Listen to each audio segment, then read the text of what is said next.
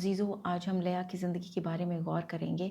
کہ لیا جو ہے اسے ناپسند کیا جاتا ہے اور اسے نفرت کی جاتی ہے۔ اگر آپ پیدائش کی کتاب اس کا چیپٹر 29 اور ورس 23 دیکھیں تو اس میں ہمیں پتہ چلتا ہے کہ جو یعقوب ہے وہ اپنے ماموں کی بیٹی راخل کو پسند کرتا ہے، لیکن جو اس کا ماموں ہے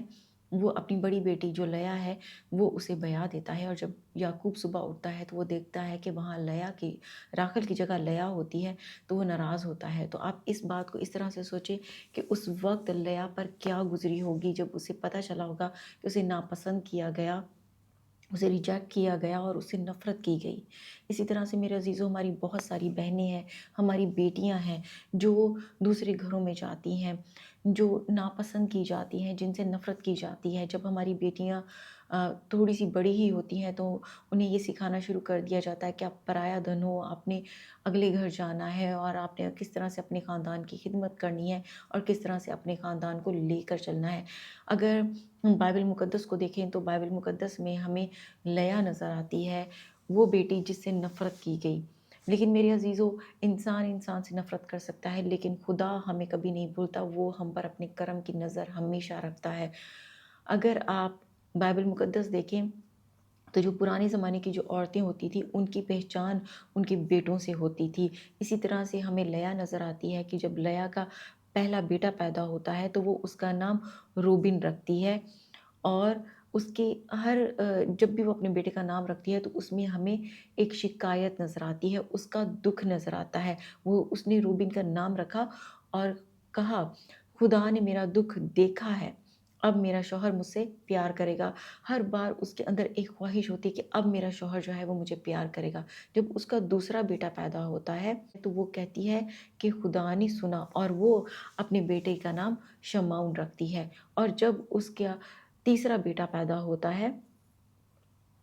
تو وہ کہتی ہے کہ اب میرا شوہر میرے ساتھ جڑ جائے گا، اور وہ اس کا نام لاوی رکھتی ہے۔ اور جب اس کا چوتھا بیٹا پیدا ہوتا ہے تو وہ اس کا نام یہودا رکھتی ہے، اور وہ کہتی ہے کہ اب میں خدا کی ستائش کروں گی۔ جب وہ اپنے دکھوں کو پیچھے چھوڑ دیتی ہے، اپنے الفاظوں کو تبدیل کرتی ہے، تو خدا اس کی زندگی میں بڑا کام کرتا ہے، خدا اس پر اپنے کرم کی نظر رکھتا ہے۔ اسی طرح سے میرے عزیزو آج ہمیں بھی ضرورت ہے کہ ہم خدا پر اپنی آنکھیں لگائیں، جس طرح سے لیا نے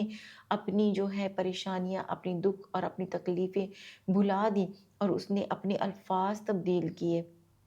اسی طرح سے ہمیں ضرورت ہے کہ ہم بھی اپنے الفاظ تبدیل کریں، کہ آپ دیکھیں کہ جو لیا ہے وہ یہودا کی ماں بنی، اور آپ بنی اسرائیل کے جو ہیں وہ 12 قبیلے ہیں، جس میں سے 6 قبیلے جو ہیں وہ لیا کے بیٹوں میں سے نکلے۔ اگر آپ دیکھیں تو داؤد بادشاہ جو ہے وہ یہودا کے قبیلے میں سے آئے، اور خداوند یسوع مسیح جو ہے وہ بھی جو ہے وہ داؤد کی نسل میں سے ہی آئے۔ اسی طرح سے میرے عزیزو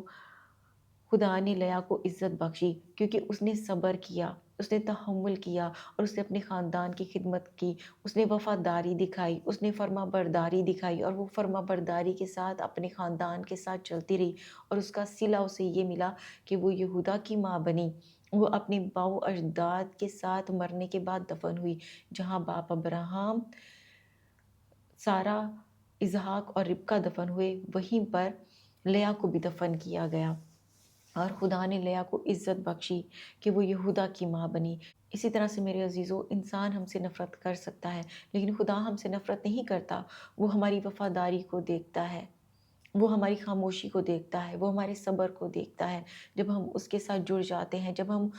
اپنے الفاظوں کو تبدیل کرتے ہیں، جب ہم اس سے شکایت نہیں کرتے، تو وہ ہم پر اپنے کرم کی نظر کرتا ہے۔ اسی طرح سے میرا یہ میسج تمام تر میری بہنوں کو اور بیٹیوں کا ہے کہ اگر آپ ایسی سچویشن میں سے گزر رہی ہیں، اگر آپ ایسی سچویشن میں ہیں، ایسی پریشانی میں ہیں، تو آپ لیا کی زندگی پر غور کریں، اور آپ لیا کی زندگی کو سٹڈی کریں کہ کس طرح سے خدا نے لیا کی زندگی میں کام کیا۔ اسے انسانوں نے تو ریجیکٹ کیا، رد کیا، لیکن خدا نے اسے رد نہیں کیا، خدا نے اسے چن لیا اور اسے یہودا کی ماں بنایا۔ اسی طرح سے آپ بھی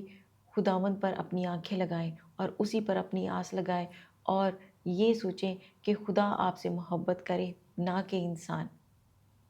خداوند آپ سب کو بڑی برکت عطا فرمائے۔